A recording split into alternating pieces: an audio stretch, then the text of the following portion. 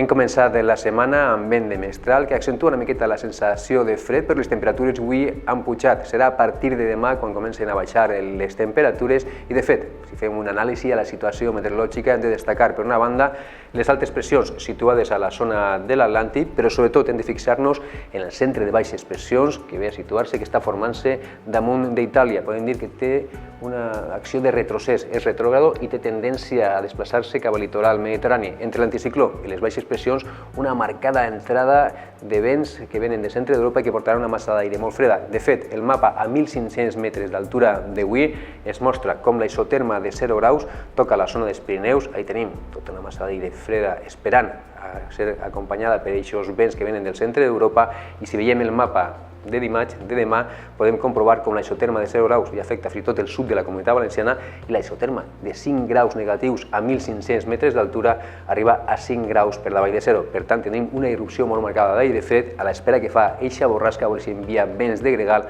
a la meitat sud de la comunitat. Esta pròxima nit ja baixaran les temperatures, en principi pocs núvols, apenas alguns nuvolets a les zones de més al nord de la comunitat, també en algun punt del centre, sud de València o del nord d'Alacant, on el vent ja podia incidir una miqueta de gregal.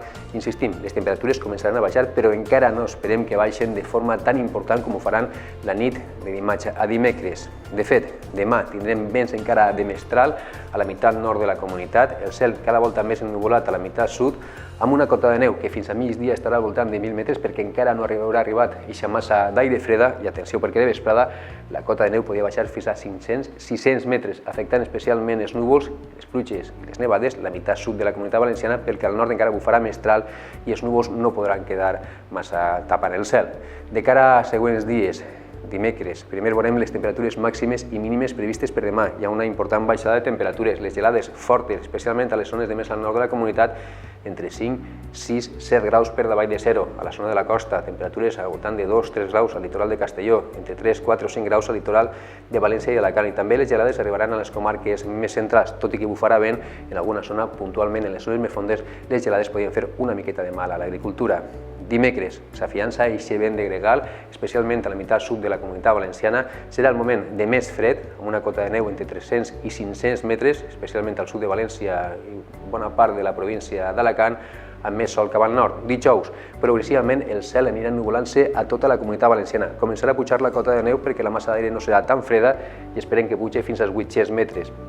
A última hora del dia els núvols podien cobrir ja bona part de la Comunitat Valenciana i fer-se prou generals les precipitacions. I divendres, si van complint-se les previsions, sembla que la pluja seria general. Potser començaren a obrir-se alguns clars en la meitat sud de la Comunitat Valenciana on entraria el vent de mestral, però al nord les precipitacions seran generals i podem veure com la cota de neu vindrà a situar-se al voltant de 600 metres a Castelló, 700-800 metres a València i al voltant de 800-900 metres a Alacant. Per tant, una setmana que comença amb perspectives meteorològiques molt bones, presenta ser divertida i des d'ací us ho contarem.